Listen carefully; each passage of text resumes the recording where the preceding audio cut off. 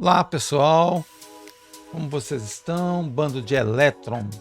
Vamos aumentar essa camada de depressão ou vamos diminuir ela? Na verdade, a gente tem que aumentar a tensão para ultrapassá-la, né?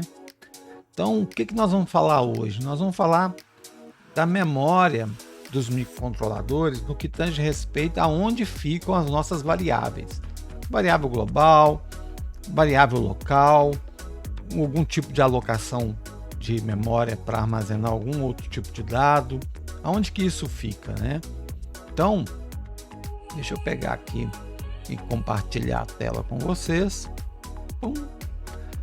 Seguinte, nós temos 3 áreas de memória que são o nosso tema hoje de conversa. Nós temos o data, tá certo? Nós temos o RIP, que como podem ver pela setinha, cresce do menor endereço para o maior. Nós temos o stack, que cresce de um determinado endereço para baixo, tá certo? Algumas pessoas vão falar assim: ah, Carlos, o stack começa no fim da memória e vai para o início, né? No Cortex M33 e no 23 isso não acontece, porque é o seguinte: aqui no início nós temos uma área que não vamos tratar hoje, que é onde fica o nosso código. Ele representa o endereço da memória flash e da memória ROM. Então você tem o endereço 0, que ele starta no 0 e pega o endereço da onde está o primeiro instrução de código que vai ser executada, que pode ser o nosso programa, ou pode ser algum programa que prepara essa área de memória aqui, tá? Então a programação que a gente chama de bare metal, que é diretamente ali no microcontrolador, você quando usa uma biblioteca do microcontrolador, ele separa para você essas memórias. Então ele vai chamar primeiro um código que o próprio microcontrolador nos forneceu através da biblioteca que a gente usou. Então a biblioteca do fabricante, ele define essa área inicial aqui, ó, que está antes do endereço 2000. 2000 não, né? 20.00.00.00. Ele está em hexa ainda por cima, né? Então, antes desse endereço, vai estar a nossa ROM e a nossa flash. Tá certo? A ROM normalmente vai ter algum código que é do próprio microcontrolador, e a flash que vai ser o código que a gente escreveu junto com o código que o fabricante nos forneceu. Então, se a gente pega um RP da Raspberry Pi, a gente pega um SAM 4 da antiga Timel, que agora é microchip, né? A gente pega um STM32. Então, aqui, essa área aqui, ela vai ter esse código da biblioteca desse microcontrolador, tá ok? E, tipicamente, o data começa aqui onde começa a RAM, que é o endereço inicial da RAM, que vai ser aqui no caso do exemplo 0x20.00.00.00, ok? Então é o início da RAM que o data fica. E o que é o data? Tá certo? O data são as variáveis globais, ok? Então nesse artigo que eu escrevi aqui, ó, que eu vou colocar na descrição, ele não fala do data. O objetivo dele é falar do RIP e do stack. Mas a gente vai falar junto aqui o data também, que são as variáveis globais. Depois da área de data, que já foi usada, definida em tempo de compilação, né, é fácil identificar as variáveis globais porque você define elas como globais. Então você sabe quanto de espaço você precisa do data no tempo de compilação. Depois vem o RIP. O RIP, a gente vai deixar para falar ele daqui a pouquinho. Vamos falar primeiro do stack. O stack, ele vai pegar o endereço mais alto da memória RAM disponível, tá certo? Isso depende do tipo de microcontrolador, porque cada microcontrolador vai te dar um tamanho de memória RAM. Então ele vai pegar a área mais alta da memória RAM disponível, tá certo? E vai definir o início do stack. Então o stack começa do máximo e vai diminuindo o endereço em direção ao RIP, tá certo? Então, o que é o stack? O stack, ele guarda as chamadas de função, ok? E as memórias locais. melhor, memórias não, as variáveis locais, ok? Então eu chamei a primeira função. O que ele faz? Ele guarda o endereço de retorno. Carlos, mas não é a primeira função? O sistema operacional está chamando ela. Né? O sistema operacional que o próprio C e o fabricante define. Chamou ela. Então ele guarda para onde que ela volta, caso ela termine, e guarda o estado dos registradores, lá no stack. Certo? Guarda as variáveis locais da memória da função anterior que chamou ela. Okay? Isso fica no stack. Aí você executa a sua função. Aí você começa a definir variáveis locais. Certo? Essas variáveis locais, elas podem estar nos registradores do microcontrolador, okay? Do processador lá, que vai ser o Cortex-M33 e o 23 que nós vamos ver, e talvez o ESP32. Eu estou aguardando um apoiador do canal que ficou de mandar para a gente um ESP32, tá? Ele está desenvolvendo uma placa e falou, não, cara, vou te mandar para você avaliar. Mas nós vamos focar primeiro no Cortex M32, 33 e 23. Então nele nós pegamos esses registradores para usar para memórias locais, tá certo? Variáveis, memória, estou com a mania de falar memória, variáveis locais. Se não couber num registrador, ele vai alocar no stack um espaçozinho para essa variável. Ok? Uma vez que você chama uma nova função, o que ele faz? Ele guarda todos os registradores que foram usados do processador, que são relevantes, porque vamos supor que eu tenha 16 registradores, mas somente 8 sejam relevantes. Então ele pega 8 registradores relevantes, que normalmente isso é definido pelo C. Ele pega esses registradores e guarda seus valores empilhados no stack, um após o outro, como uma pilhazinha de pratos. Pá, pá, pá, pá. Guarda o endereço de memória que estava no registrador de retorno, lá no stack, e chama a nova função. Quando ele chama a nova função, ele guarda no registrador de retorno o endereço de retorno dessa nova função e aloca os registradores relevantes à chamada. Esses registradores relevantes, eles estão guardando as variáveis locais e a chamada de função. Deixa eu ver aqui, agora eu não me lembro se os parâmetros de função ficam nos registradores relevantes ou se fica nos registradores que não são relevantes, tá? Porque cada parâmetro de função ele está alocado em algum lugar, ou seja, no registrador ou no stack, tá certo? E executa a nova função. Durante a execução da nova função, ele define novas variáveis locais, executam outros procedimentos, termina a nova função, aí ele pega o endereço de retorno e começa a preparar o retorno para a função que a chamou. O que é preparar esse retorno? Ele pega os dados que estão na pilha do stack e vai pegando um por um e vai colocando de novo no lugar. Coloca de novo nos registradores relevantes, certo? E ali ele tem novamente a memória restabelecida como estava para aquela função que estava executando antes de chamar a nova. Ok? No meio disso tudo entra o heap. Por isso que eu deixei o heap para o último. O heap, ele vai guardar aqueles endereços, aqueles dados que são alocados, que tem os endereços alocados, certo? Então, por exemplo, vamos pegar um exemplo de código aqui.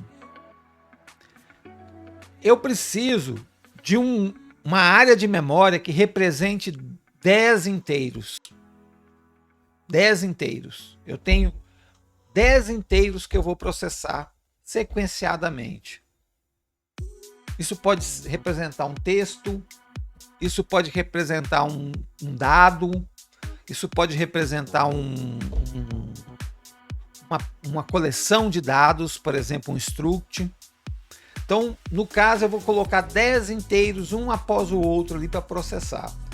Então, eu uso a função malloc. A função malloc, ela aloca espaço na memória, tá certo? Conforme o tamanho, size of, de um determinado tipo, inteiro, multiplicado pela quantidade desse tipo, 10 vezes. Okay? Aí ele retorna um endereço na memória, que vai ser um ponteiro do tipo inteiro, que vai armazenar essa informação. Então ele aloca lá na memória essa informação, ok? E isso fica no heap. É o heap que tem esse espaço para alocação desses espaços de memória. Se ele conseguiu alocar, o valor é maior que 0. Se ele não conseguir alocar, ele retorna 0. Então ele dá um pau. Você precisa tratar esse problema. Ele alocou, você processa, termina de processar e chama o free. Aí você vai dizer, ó, libera o ponteiro. Ele vai lá no heap, na tabelinha dele que ele tem do heap, e libera aquele espaço. Tá zerado ali, tudo liberado. Tá certo? E o heap, ele tem um problema muito sério, porque ele vai ficando fragmentado. Então você precisa saber alocar e desalocar essa memória. Quando a gente usa o Arduino, a gente usa muita variável local, porque a gente não define aquelas variáveis dentro do loop, elas são locais dentro do loop.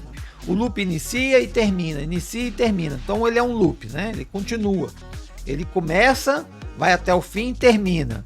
Aí o main chama ele. A gente não vê o main funcionando, mas o main nada mais é do que um while, um loop, uma chamada constante ali, ó, de um bloco de código. Então ele tem lá um while true, enquanto verdadeiro, ele vai chamando aquele bloquinho de código. O que tem dentro daquele bloco de código? A chamada na função loop.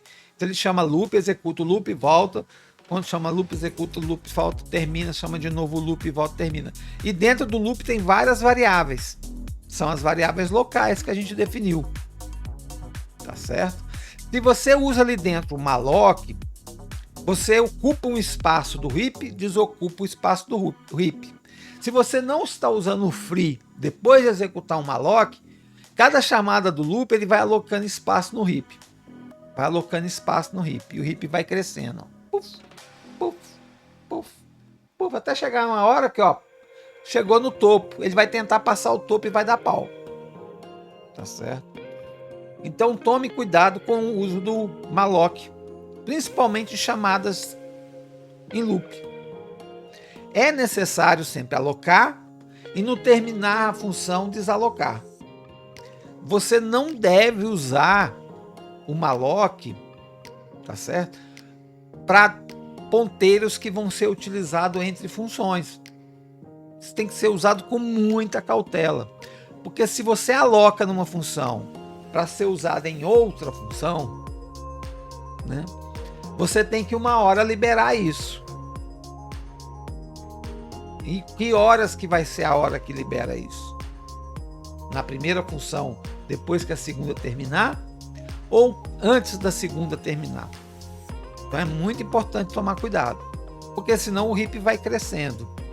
Outro cuidado, você precisa ordenar muito bem a chamada do malloc, porque vai ficando fragmentado o heap. Ele tende a crescer e ele, se você dá o free, ele não reduz, ele fica grande. Então se você dá um free numa memória alocada lá atrás, ele continua no topo, ocupando ali a memória e libera cá embaixo. E ele não desce, ele fica com espaço vago. No próximo chamada do malloc, ele vai ver se aquele espaço que está sobrando, que está fragmentado, é de tamanho suficiente para alocar a memória, a variável que os dados que ele quer alocar.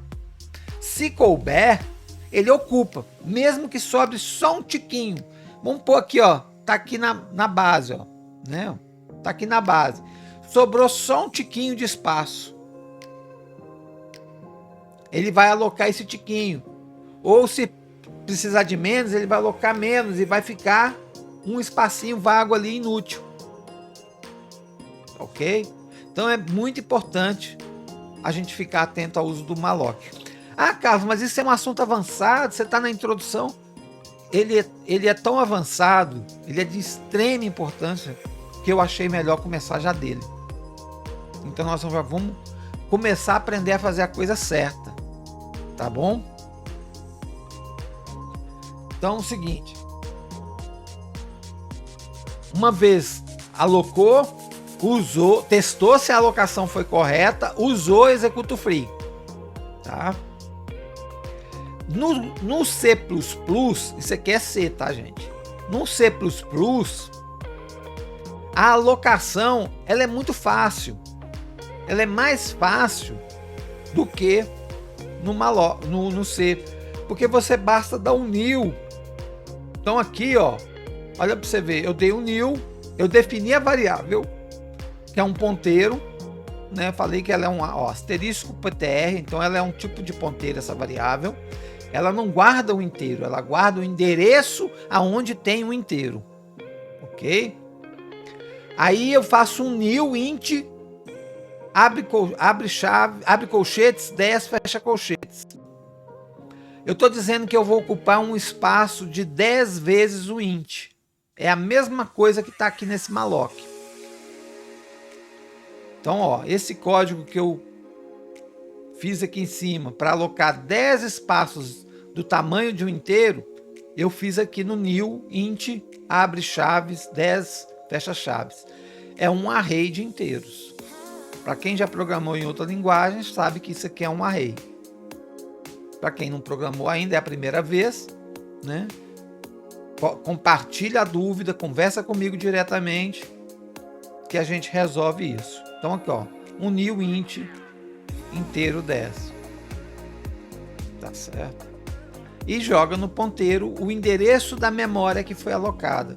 Não é um valor, é o endereço da memória. O valor é o endereço da memória aonde será alocado esses 10 inteiros. Então é o endereço inicial da memória. Eu tenho posição para 10 inteiros. Qual que é o endereço inicial? E é você que controla. Se você pegar um ponteiro e colocar lá comando para acessar os próximos endereços, e você coloca soma mais 1, vai para a posição 1, né? 0, 1, 2, 3, 4, 5, 6, 7, 8, 9, 10. Aí você faz um soma mais 1 para o 11, ele vai. O que vai acontecer? Você está pegando o dado de outra memória. De outra variável.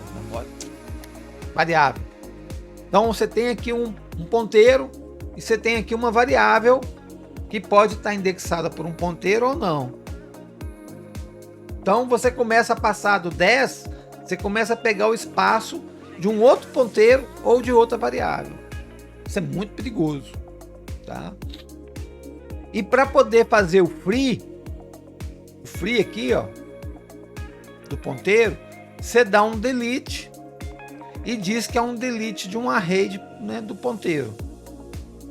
Ele libera a memória alocada. Tá certo? Eu falei que nesse artigo não falava das memórias globais, mas ele fala assim. Muito pouco, mas fala. Então a região de dados que ele fala aqui é o data, tá? Porque na tradução ficou região de dados, mas é o data.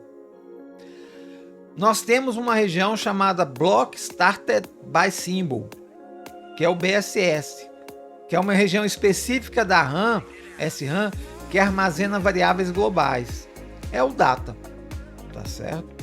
E as variáveis estáticas, aquelas variáveis que não mudam. As estáticas, na verdade, mudam de valor.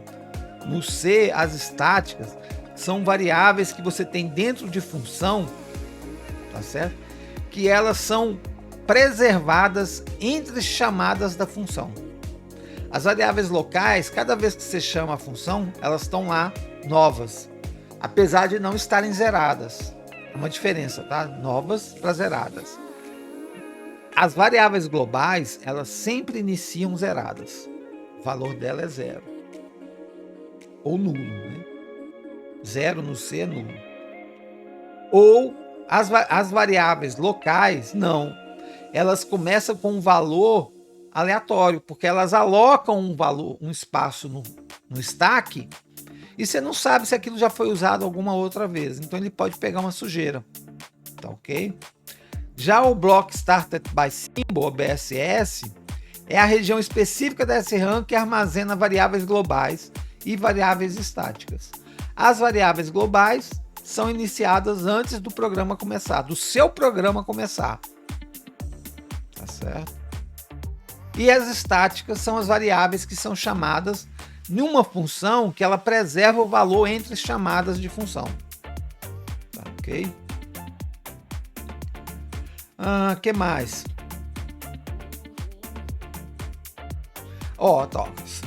Essas variáveis são automaticamente inicializadas com o valor zero durante o processo de inicialização do programa, antes do início da execução do código principal, que é o seu código. Ok? Então aqui nós temos um exemplo de código, não demonstra aqui o uso da memória estática, mas mostra aqui, ó, o uso da memória da variável dados, que é um ponteiro, ó, o asteriscozinho, é um ponteiro. Eu chamo o malloc para alocar o tamanho que eu quero vezes o size of de um int, o tamanho de um int. Ok? Ele aloca essa memória e volta o endereço do primeira posição. Aí ele diz aqui, ó, se dados for igual a null, ele imprime que erro de alocação de memória e retorna 1. Como eu estou no main e eu estou dentro de um microcontrolador, o que vai acontecer é que o microcontrolador vai ficar parado, porque voltou para o main. Se você sai do main, o microcontrolador não sabe o que fazer. O sistema operacional vai dizer que pronto, não tem mais nada para fazer, só resetando para começar de novo todo o procedimento. Aí o microcontrolador vai ter o código inicial, está lá no start. Esse código inicial vai fazer as alocações da área de memória, separação da área de data, separação que é heap, aonde começa o stack, né? E aloca a primeira variável local, que vai ser um inteiro ponteiro chamado dados. Alocou esse inteiro, né? E deu certo. Então ele não entra no if. Ele chama processa dados passando o ponteiro no tamanho tal. Processa dados, ele espera um ponteiro, que é o buffer. E aqui eu recebo o tamanho dessa alocação. Eu tenho que sempre passar o ponteiro, que é o endereço inicial, e o tamanho. Porque não dá para saber, como nas outras linguagens, qual é o tamanho do array. Tá? Aqui nós estamos em C. Então qual é o tamanho do array que eu estou trabalhando? Ele tem 10 locações. Então começa no 0 ao 9. Aí aqui, ó, ele faz um for. For int 1 igual a 0. Bom, que a gente vai ver esses detalhes depois de linguagem. Então começa a contar o i igual a 0 e vai somando até atingir o tamanho. Quando ele ultrapassar o tamanho, 0, 1, 2, 3, 4, 5, 6, 7, 8, 9, 10. Quando ele ultrapassar 10, ele para. Agora existe um erro nesse código. Ah não, tá certo, enquanto for menor do que 10. Quando ele chegar a 10, ele já é igual a 10. Então tá certo o código. Tá certo? Então ele tem que ser até 9. 0, 1, 2, 3, 4, 5, 6, 7, 8, 9. 10 posições. Porque começou em 0. Tá? Ele termina, ele coloca um valor aqui, ó, i vezes 2, ó, né? Coloca em buffer e retorna. Quando ele retorna, dados que eram uma alocação de memória, tem os valores alocados lá na memória. Porque eu fiz isso aqui no for aqui, ó. Certo? Ele não é uma variável global. Ele não é uma variável local. Por que não é uma variável local? Porque ele está numa alocação de memória no heap. Quem é local aqui é o int dados, que é o ponteiro. E ele passa o valor do ponteiro aqui, ó, para processa dados. E aqui é uma forma dinâmica de eu acessar esse ponteiro, como um array. Existe uma outra forma que é com um y aqui. Tá certo? Aí, uma vez que ele retornou do processa dados, né, ele executa novamente um for e imprime o conteúdo de dados. Ó.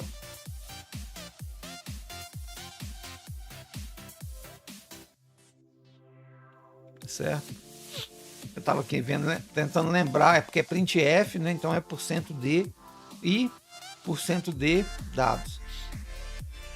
E aí eu faço o free dados. Certo? Ele vai desalocar lá no heap o espaço que ele alocou com o malloc aqui em cima. Ok? Quando ele chama processa dados, ele pega todas essas variáveis locais aqui, ó, e joga no stack. Pega os registradores relevantes, joga no stack. Chama processa dados, guarda o endereço de retorno, que é essa posição aqui, ó. Executa processa dados, né? Preenche os registradores com valor de dados, que é o ponteiro, e o valor tamanho. Né? Executa a função processa dados, retorna ela, termina de acabar ela lá, retorna. No que ele retorna, ele descarta os registradores irrelevantes. Os relevantes são retornados os seus valores originais. E as variáveis locais são novamente referenciadas como antes. E continua o código normalmente como se não tivesse chamado processa dados. A única coisa que a gente sabe que processa dados foi chamada porque o ponteiro dados aponta por um endereço de memória e esse endereço de memória foi alterado dentro de processa dados. Certo? Então é isso, gente. Essa parte é uma das partes mais complicadas. Se você não entendeu essa parte, reveja o vídeo, converse comigo, me chama no WhatsApp, comenta aqui no vídeo, comenta aqui no artigo aqui, eu tenho uma área de comentários. Se não quer se expor por qualquer motivo que seja, conversa comigo. Pode me chamar no WhatsApp, tá certo? Que eu vou gravar um vídeo. Se for uma live e você participar da live, eu vou dizer que foi você que pediu. Se for uma gravação como essa, o que vai acontecer? Eu vou citar que alguém me pediu. Né? Eu vou falar, ó, alguém me pediu uma alteração. Uma informação sobre o uso de memória, como é que é o malloc, como é que é o free. Então eu vou explicar de novo. Vou tentar uma outra abordagem para a gente ter sucesso. É como eu digo, nem que eu amarre uma corda e te saia arrastando, tu vai nos acompanhar, tá certo? Nos resultados do aprendizado que a gente deseja, que é aprender a controlar um microcontrolador. Okay? Nem que eu te amarre com uma corda e te arraste, você vem com a gente. Nós não vamos deixar ninguém para trás, tá ok? E se chegar atrasado, não tem problema. Cheguei, Delfino, eu vi seu vídeo, tem 1 ano que esse vídeo foi gravado. Daqui a 1 ano a gente revê de novo, se preciso. Tá certo? Não tem problema. A tendência é a gente ir crescendo no conteúdo, no assunto. Crescendo no sentido de acumulando temas. Vai acumulando. Né? Então, quando a gente estiver lá na frente, já tem muita coisa acumulada. Se precisar voltar cá, no início, porque alguém acabou de chegar, não tem problema, gente. A gente conversa sobre isso. Eu faço uma live, ou gravo um vídeo atualizando alguma coisa. Eu posso ter errado alguma coisa aqui. Se tiver alguma coisa errada, podem me dizer. Não tem problema, tá? Mas é isso aí, tá escrito, tá? É só comentar aí o que achar que tem de dúvida, tá certo? E é isso aí, gente. Obrigado. Até a próxima. Na descrição tem mais informações, como o endereço do WhatsApp, do grupo nosso, tá? Na descrição do canal tem o endereço do WhatsApp do nosso grupo, ok? Na descrição do vídeo tem o endereço do artigo, ok? E é isso aí. Obrigado e um beijo para quem é de beijo.